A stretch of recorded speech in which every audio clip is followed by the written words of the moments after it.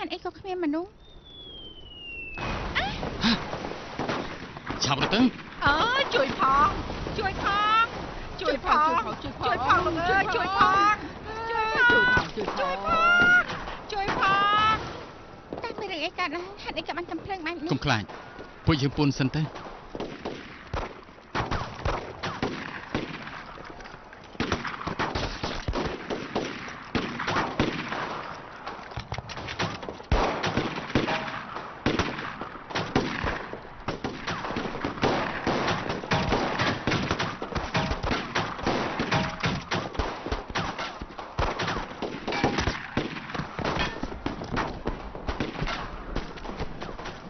បងប្រុសសុំសួរថាតើមានរឿងអ្វីកើតឡើងទៅប្រយុទ្ធគ្នាអ្នកក្រមបង្កប់មីតបគូគឺបោះចោលហើយចុះលោកមីតបគូមិនដឹងទេពេលនេះគឺច្បងខ្លាំងណាស់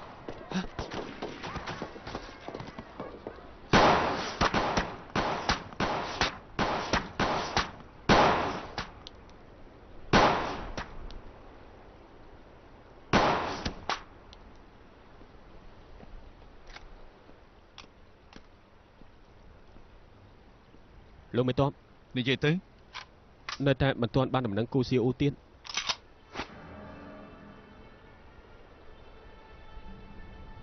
អ្នកក្រមបង្កប់របស់យើងគ្មានមនុស្សមិនបានការទេ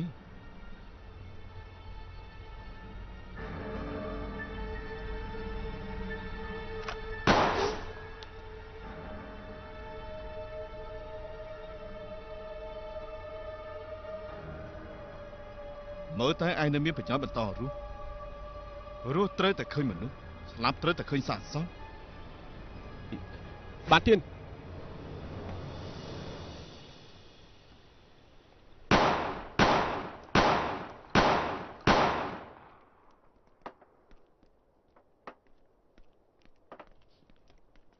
ប៉ាត់ជាគ្មានវិន័យតតសាសមកច្រើនថ្ងៃទៅហើយនៅមិនទាន់មកសួរសុខទុក្ខពួកយើងបន្តិចសោះកុំនិយាយលឺពេកលោកម្ចាស់ចិត្តមកវិញហើយឲ្យគាត់លឺមិនល្អទេស្ដាប់លឺក៏ស្ដាប់លឺតែចង់ដឹងថាគេនិយាយបែបណា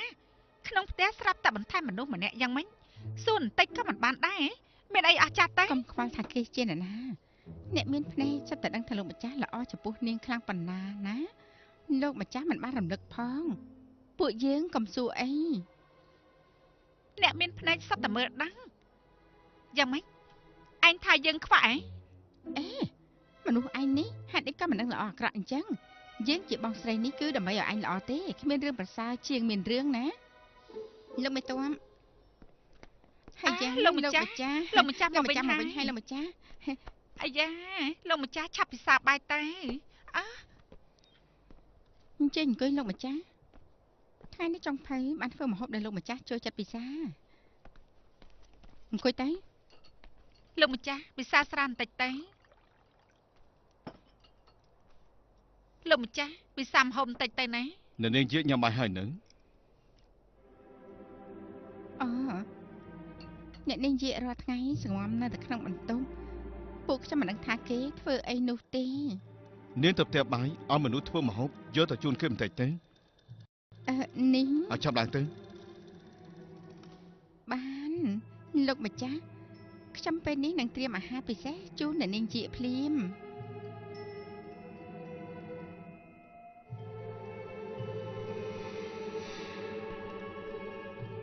លោកម្ចាស់ហេតុអីក៏ចាំបាច់អញ្ចឹងរៀបការនឹងក្មេងស្រីនោះតែម្ដងទេថ្ងៃក្រោយញ៉ាំបាយអាហាររួមតុជាមួយគ្នាមិនចាំបាច់ជូនទៅជូនមកទេក្នុងផ្ទះនេះមិនទាន់ដល់វេននាងបង្រៀនយើងធ្វើបែបណានោះទេជូអើយកម្ហូបចូលទៅក្នុងបន្ទប់របស់យើងចា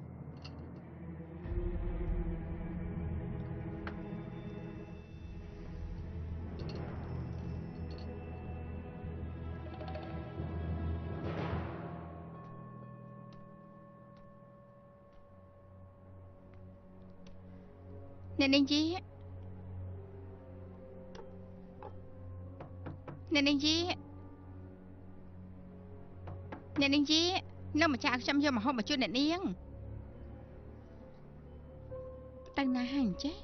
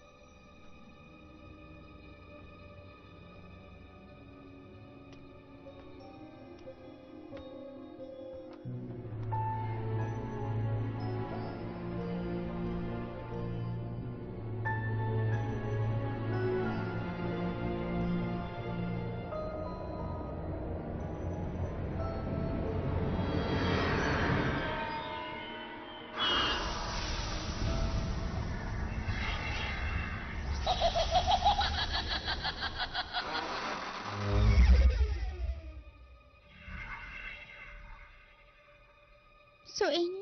គឺបងឯងបើបងហ៊ានលួចមើលខ្ញុំនឹងខ្វែងភ្នែកបងចោល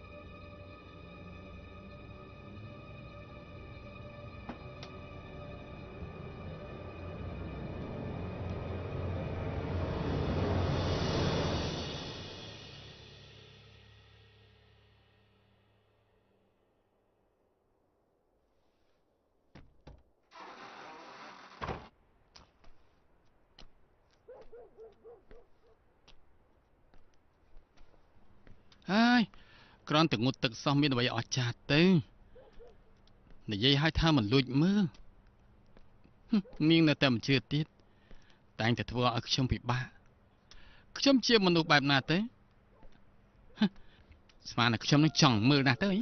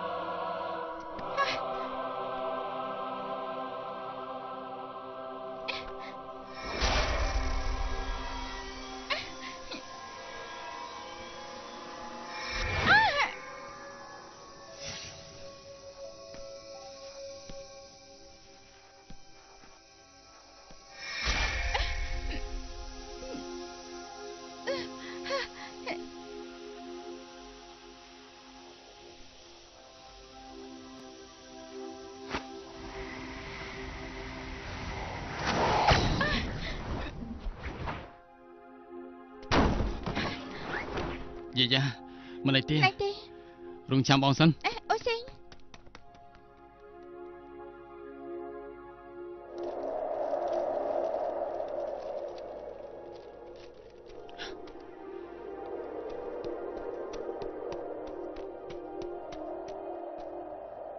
យាយឆ្លោ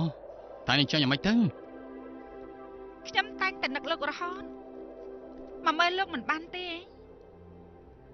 ខ្ញុំមានអ្វីឲ្យនាងនឹកទៅលោកសំបីតបេះដូងក៏គ្មាននៅមានកម្លាំងខ្លាំងបែបនេះទៀតខ្ញុំគិតថាក្រៅមេឃនេះមានតែខ្ញុំទេដែលប្លែកពីគេការពិតលោករត់តែពិបាកស្មានទៅទៀតឆាប់ប្រាប់ខ្ញុំមកតើលោកជាអ្វីទេចង់ដឹងមែនអត់ទេនាងឆាំនេះមកខ្ញុំប្រាប់នាងការពិតទៅខ្ញុំគឺ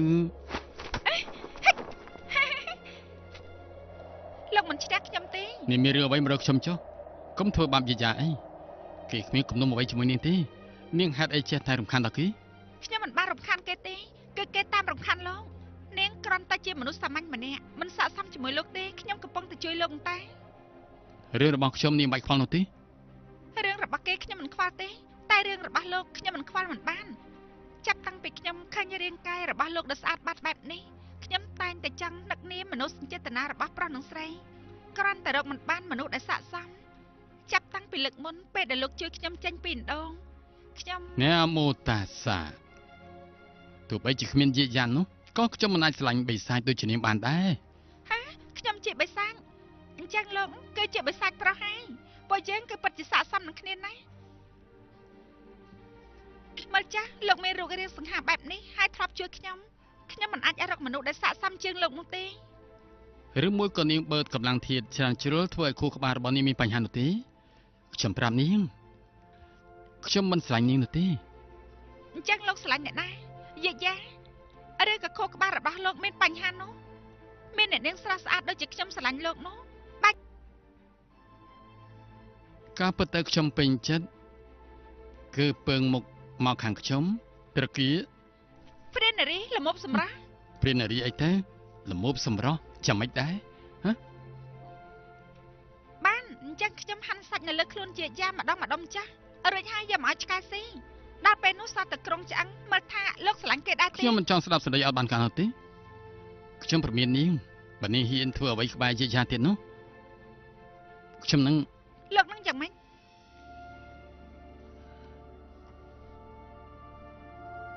ចង់សម្លាប់ខ្ញុំហ៎អញ្ចឹងត្រូវមើលសមត្ថភាពរបស់លោកហើយ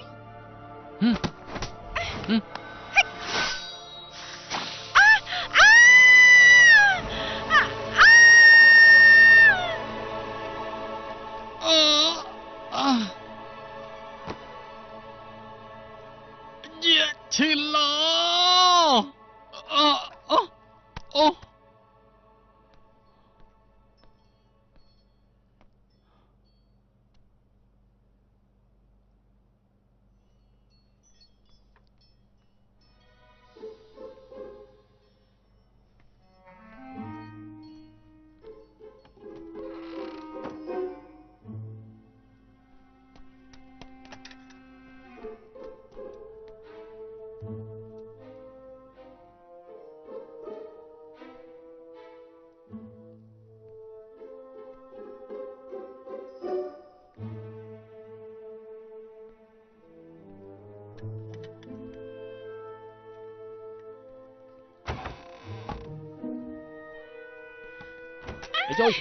អាយចូលកុំអីគឺខ្ញុំទេលោកម្ចាស់គូគឺខ្ញុំទេ លោកម្ចាស់គូមិនក៏ជាលោកទៅវិញ ណែ មករបស់លោកយ៉ាងម៉េចហើយ មកខ្ញុំយ៉ាងម៉េចខ្ញុំខ្លាចមនុស្សចំណាំខ្ញុំបានស្រុកវិនសៀននេះគឺត្រូវគេដណ្ដើមហើយ មែនហើយខ្ញុំភ្លេចតែ នាងភ្លេចហើយខ្ញុំតែងគិតដល់ពួកនាងរហូតអ្នកទាំងពីរគួរតែបារម្ភខ្ញុំខ្លះហ៎អាចមានគុណធម៌បន្តិចបានទេអ្នកដែលគ្មានគុណធម៌គឺអ្នកទាំងពីរហើយមានម្នាក់ទៀតនោះគឺថាចាំងសៀនចុងមនុស្សចង្រៃនោះហ៊ូយហេតុអីក៏ចង្រៃយោមនុស្សចង្រៃនោះប្រឆាំងនឹងខ្ញុំធ្វើបែបនេះចំពោះខ្ញុំបានខំធ្វើល្អចំពោះវាធ្វើបែបនេះចំពោះខ្ញុំមានចិត្តថ្មចំពោះវាដេឆានចំពោះខ្ញុំណាគូសៀនអ៊ូខ្ញុំនេះគឺមានបាបកម្មពេលនេះរស់នៅដូចជាកដុលយ៉ាងអញ្ចឹងមនុស្សមើលមិនឃើញមែនខ្ញុំគឺលោកម្ចាស់គូនេះគឺជាការរស់នៅរបស់លោកម្ចាស់គូមែនទេចំជាផ្ដេសផ្ដាស់មែនទេគេក្បត់ខ្ញុំម្ដងហើយម្ដងទៀតចំជាមើលចោះខ្ញុំជាលោកម្ចាស់គូហេតុអីខ្ញុំរស់នៅទីនេះហ៎ថ្ងៃនេះខ្ញុំទើបរត់រួចដូច្នេះហើយខ្ញុំ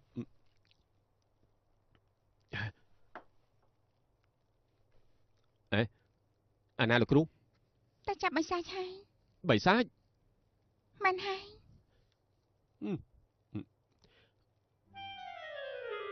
មានរបស់ហូបទេ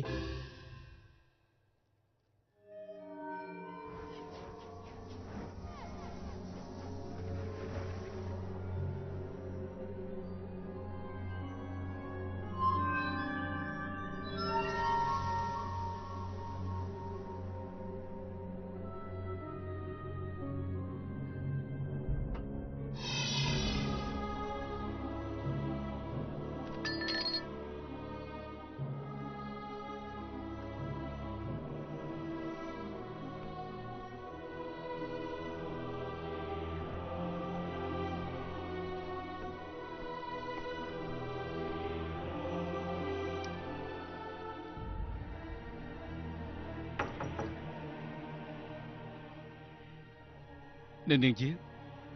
គេងហើយនៅ ខ្ញុំចិត្តគេងហើយ ពេលល្ងាចយកមកហូបមកជូននាងលើថានាងមិននៅ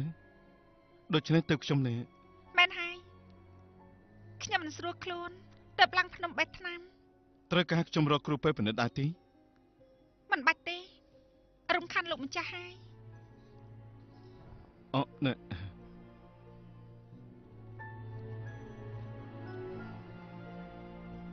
មិនរំខាននាងទេ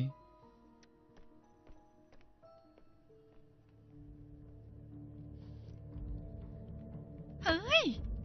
នៅក្នុងផ្ទះទាំងមូលគ្មានស្រីណាម្នាក់ដែលមិនខំប្រឹងរំជោបាយលងលោកម្ចាស់ឲ្យសប្បាយចិត្តទេមានអីអស្ចារ្យទេបាច់ជាហ៊ានលេងទឹកមុខចំពោះលោកម្ចាស់ទេ ពិតមែនហើយប្រកាសជាលេបប្រមាថខ្លាហើយហ៊ានបដិសេធនឹងលោកម្ចាស់មិនដឹងថាលោកម្ចាស់ពិសាថ្នាំសណ្ដំអីទេតែងតែជួយដល់នាង ឯងស្ដាប់ឲ្យច្បាស់ណា ចាប់ពីថ្ងៃស្អែកទៅខ្លំមើលនាងឲ្យយើងមិនថានាងទៅដល់ទីណាជួបនឹងអ្នកណាទេត្រូវតែរាយការណ៍មកប្រាប់យើង ចា យេឈីឡោ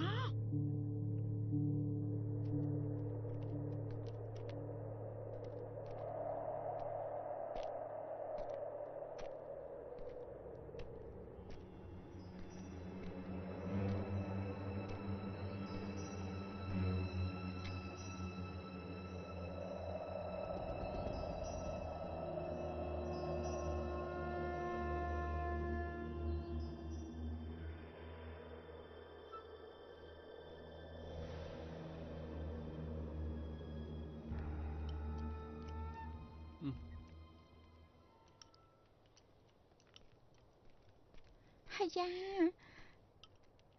ហេតុអីក៏គេមិនតាន់មកទៀត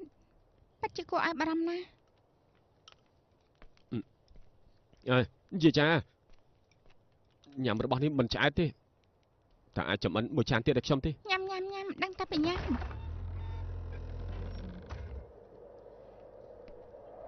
ទៀតបំផាត់បងមកវិញហើយ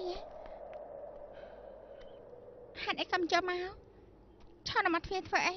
គឺបងត្រូវរបួស ត្រូវរបួសអីឆាប់ឲ្យអូនមើល កុំ មើល កុំមកអី ចាំមិនហើយត្រូវរបួសហើយមិនឲ្យអូនមើលចង់ឲ្យអូនបារម្ភទេ អូនកុំខ្លាចអសោះ អូនមិនអីត្រូវខ្លាច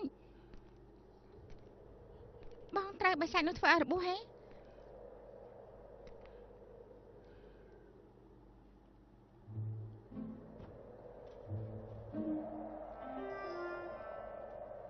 អូ ក្បាលរបស់បង និយាយចាអូយស្លាប់ហើយនិយាយចាខ្ញុំមើលច្រឡំទេអីក្បាលរបស់គេហេតុអីក៏មានតែពាក់កណ្ដាលអញ្ចឹង យាយាកុំខ្លាចអសោះទោះបីបងជាខ្មោចក៏បងមិនធ្វើបាបអូនដែរបងគ្រាន់តែធ្វើប្រហែលមួយពេលប៉ុណ្ណោះត្រូវយាឈឺឡធ្វើឲ្យទៅច្បាប់នេះតែអូនទុកចិត្តចុះមិនយូរទេបងប្រកាសជាមានរូបរាងដូចដើមវិញជាមិនខាននោះទេ ហើយយ៉ាមិនដឹងមានមនុស្សដែលនៅសល់ក្បាលពាក់កណ្ដាលហើយមិនស្លាប់នោះ ខ្មោច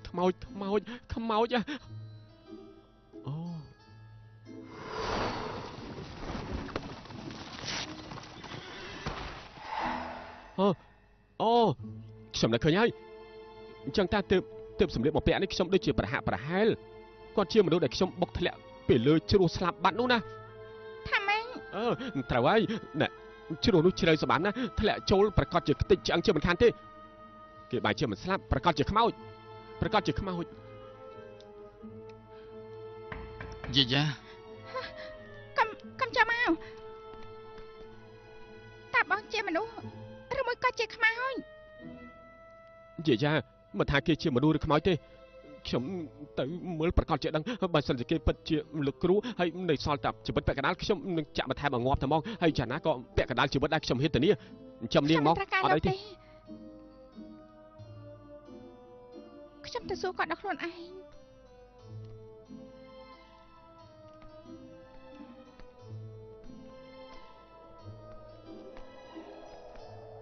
អូស៊ី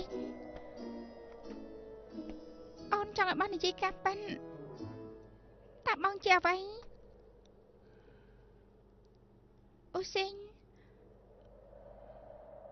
អូនចង់ឲ្យបាននិយាយការប៉ិនតើបងជាអ្វី មិនដឹងថាខ្លួនឯងជាអ្វីទេហើយបងមិនដឹងថាខ្លួនឯងមកពីកន្លែងណានោះទេគ្រាន់តែដឹងថារស់នៅក្នុងโลกនេះយូរណាស់មកហើយរូបរាងបងដូចជាមនុស្សតែបងប្រហែលជាមិនមែនជាមនុស្សទេព្រោះបងគ្មានបេះដូងមិនចាស់ហើយក៏មិនចេះស្លាប់រាងកាយបាត់បង់អាចរស់ឡើងវិញមិនយូរប្រមាណក្បាលរបស់បងប្រកាសជាដុះសាច់ឡើងវិញដូចដើម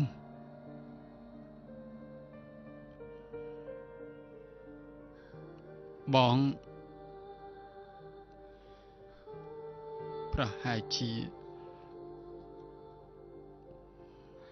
មិនអាចមានកូនទៀតហ្នឹង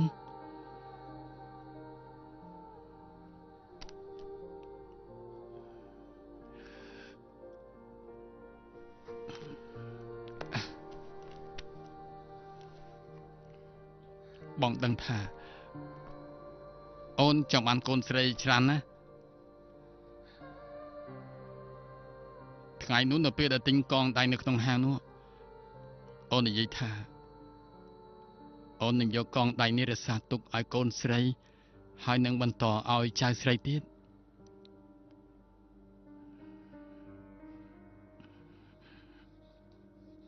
ប៉ុន្តែបង អញ្ចឹងមានតែលោកគឺជាមហាថ្លឹកដែលមានជីវិតអមតៈមែនទេ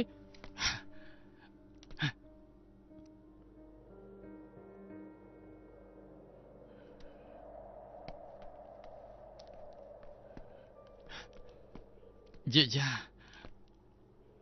យាអូនកំទៅអី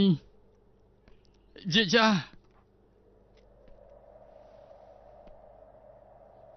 ណាស់ហើយចុះអញ្ចឹងក៏ល្អបងដឹងថាខ្លួនឯងជាសត្វចម្លែកអូនប្រកាស បងចង់តាណាពេញមួយយប់ហើយបងមិនបានញ៉ាំអីអូនចំអិនមេជូនបង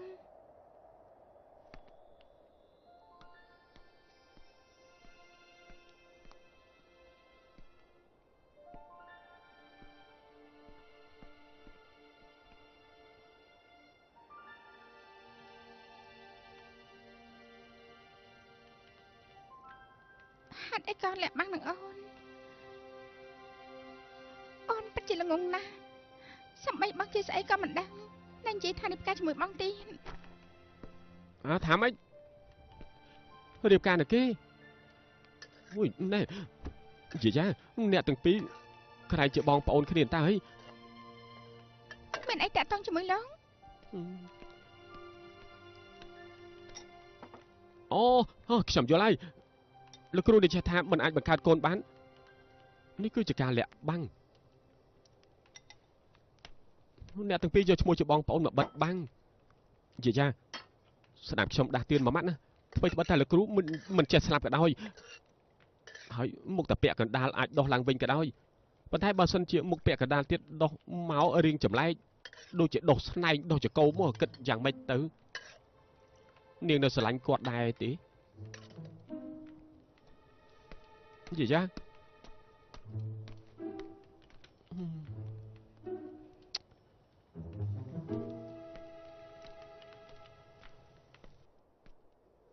អូសេងអូសេង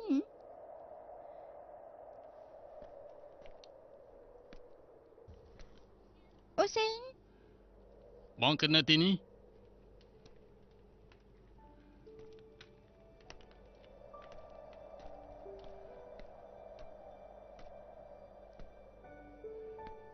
អូសេងបងនៅណានៅទីនេះ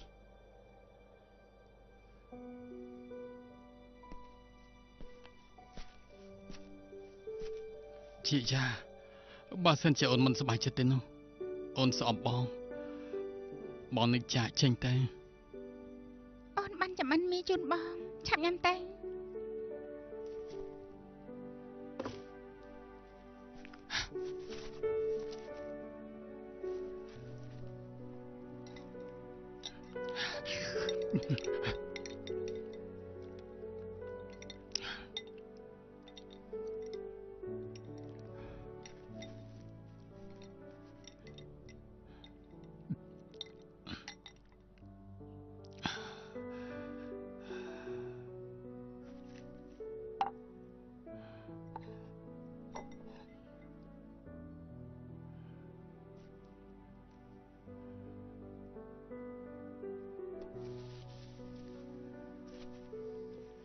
យាយា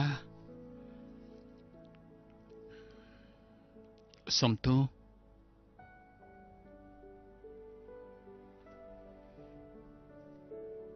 បើសិនជាមិនគ្រាន់អូនចាំអានជូនបងមួយចានទៀត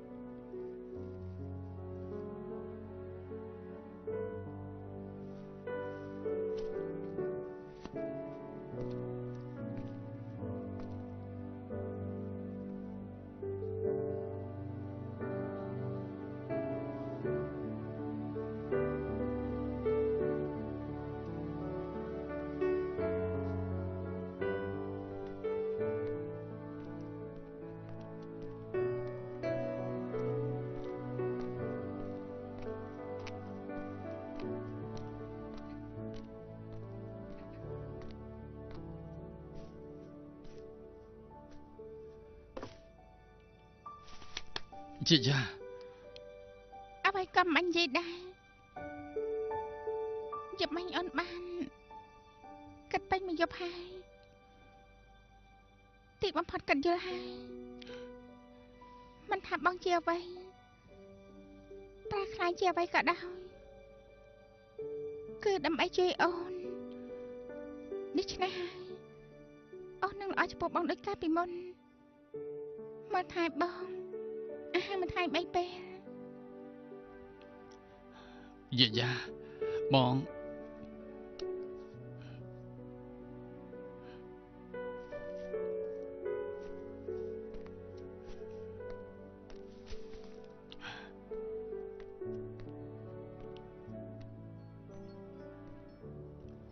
យាយ៉ាអរគុណអូនហើយ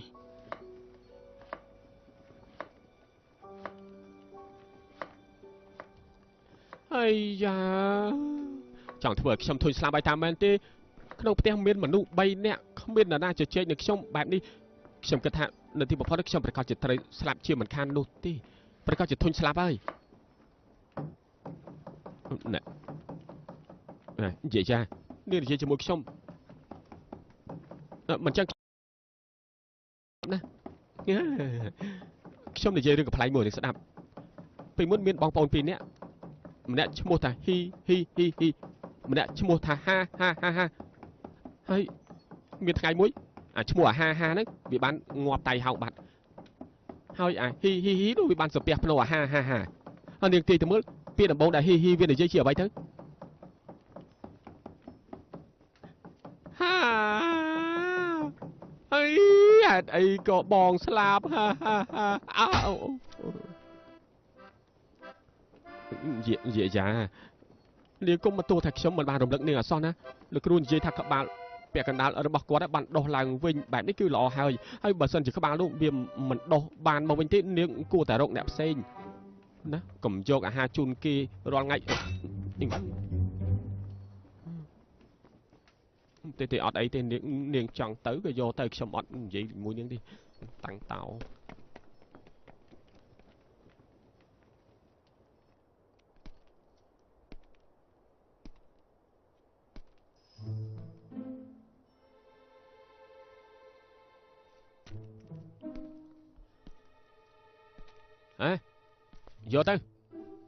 យកទៅហើយយ៉ាលោកគ្រូមានជីវិតអមតៈទៅហើយនៅចេះឃ្លានដែរចរិតក្រាន់បើហើយនៅចេះប្រើទឹកមុខលោកគ្រូនៅសល់តែពាក់កណ្ដាលទេនៅចង់យ៉ាងម៉េចទៀតមិនហត់ទេហ៎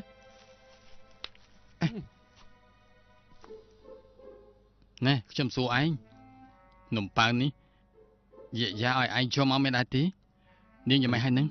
នាងនៅខឹងខ្ញុំដែរទេ ហើយយ៉ាបែបនេះទៅហើយនៅគិតពីស្រីទៀតចង់ដឹងមែនទេមកក្រោមមកអំបខ្ញុំខ្ញុំប្រាប់ឯងណាអូយបើឯងហ៊ានបន្តរឿងជឿថាខ្ញុំលាបឯងណាទេចូល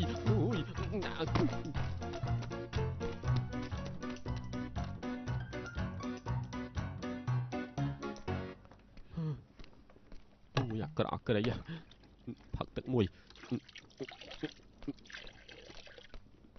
ចង់តែជូនគាត់ទៅអូយទេនាងចង់ទៅខ្លួនឯងទៅខ្ញុំខ្លាចមុខគាត់ណាមិនតែជប់នេះមិនញ៉ាំអាហារទេអេគេខ្លាចជាសត្វចម្លែកនៅបំរើគេទៀតស្អីក៏ស្អីតែឲ្យតែជាមនុស្សប្រុសខ្ញុំក៏ជាមនុស្សប្រុសដែរតើពុកខ្ញុំក៏ប្រុសដែរចង្រៃជោហ៎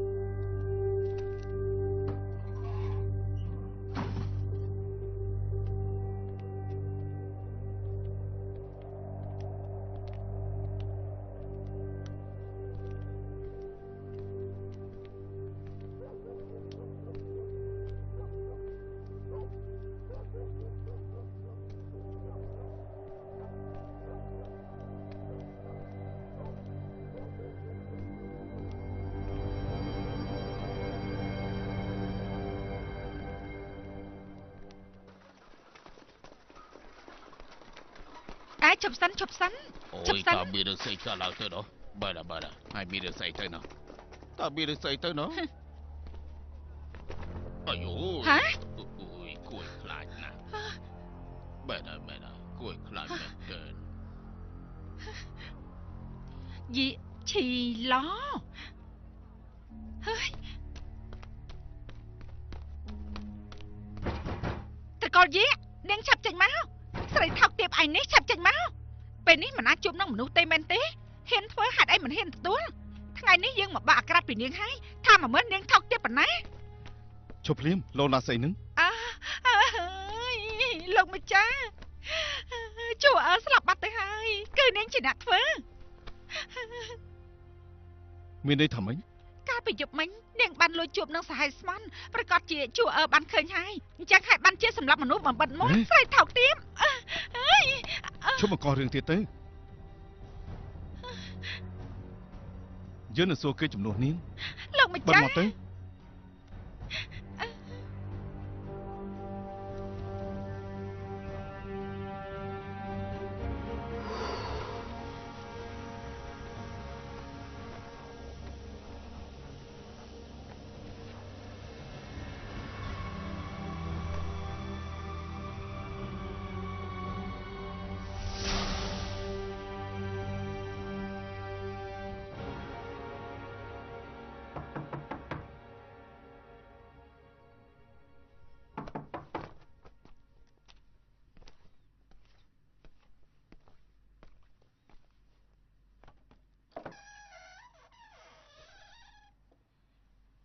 គេលោកម្ចាស់ទេរកខ្ញុំមានការអីទេ យកមិញនាងទៅណា អខ្ញុំប្រហែលថ្ងៃនេះមិនស្រួលខ្លួនម្សិលមិញខ្ញុំបានទិញថ្នាំខ្លះមក បានជួបនឹងជួអើដែរទេ ជួអើ ហឹម អ្នកណាគឺជួអើទេ ត្រូវប្រុងប្រយ័ត្នចំពោះសុខភាពខ្លួនឯងផងអាកាសធាតុមិនល្អមើលថែខ្លួនឯងបានល្អផងទេ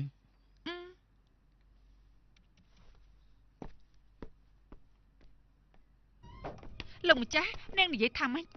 អាយ៉ាមនុស្សថោកទាបដូចជានាងមិននិយាយមិនបានទេត្រូវតែនិយាយចេញមក បានហើយ លោកម្ចាស់ រឿងនេះមិនចាំបាច់នាងលោកដែរទេយើងនឹងសងភាពស្អាតស្អំដល់នាងជា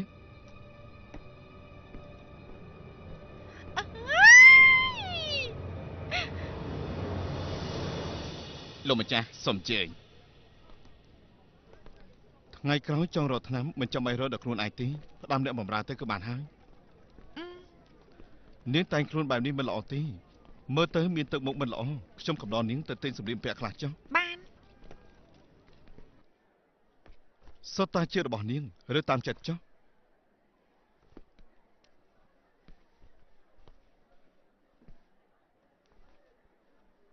ពេញចិត្តអាចទិញបានទាំងអស់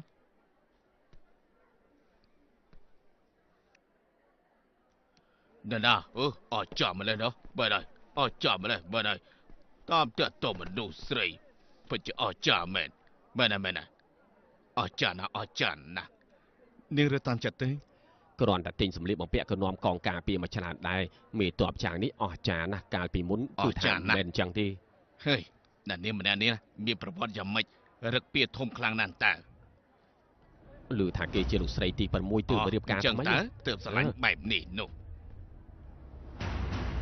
លោកម្ចាស់សូមជើញ មនុស្សចង្រៃ ចេញទៅ ក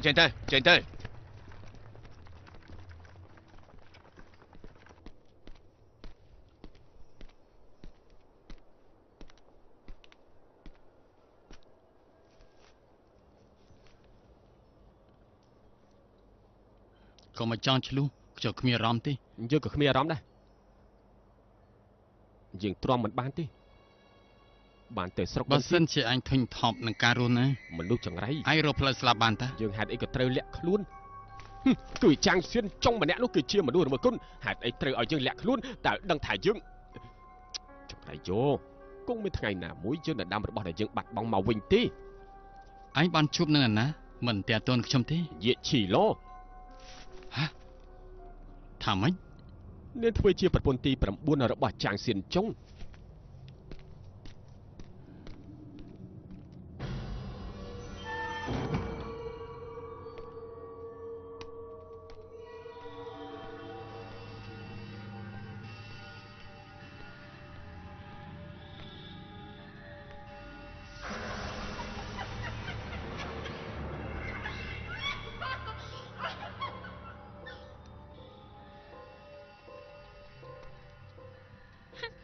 ត្រកូលយីយើងមិនរកឯងបែរជាមករកយើងល្អពួកយើងបញ្ជីចាប់បញ្ជីថ្មីជំរះរួមគ្នាតែម្ដងទេ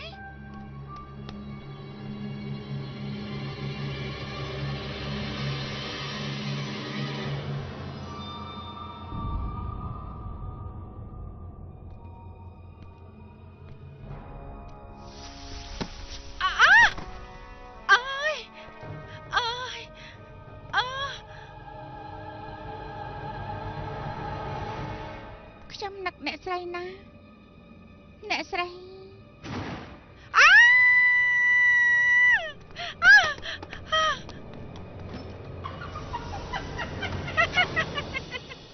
នាងមានអីអស្ចារ្យទេនាងថោកដូចជាសម្ដេចអញ្ចឹងយើងខ្ជិលរវល់ជាមួយនាងណាតែឯងបែរជាដឹងរឿងច្រើនឯងគិតថាឯងកំពុងតែជួយយើងមែនទេឯងគ្រាន់តែបន្ទាបឋានៈរបស់យើងឯងក៏ខឹងតែម្ដងចេញទេ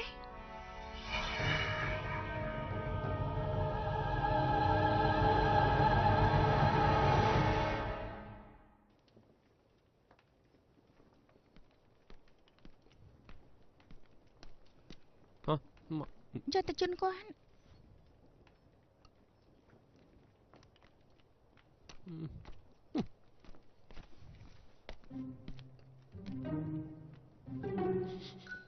ឈ្ងុយអាយ៉ាអូយ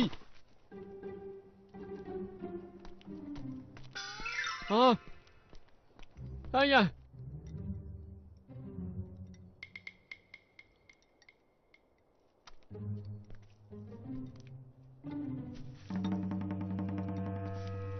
អាយយណាមករញ៉ាទៀតទេអាយយកំរត់ឈួតទេអើយកុំវាយខ្ញុំ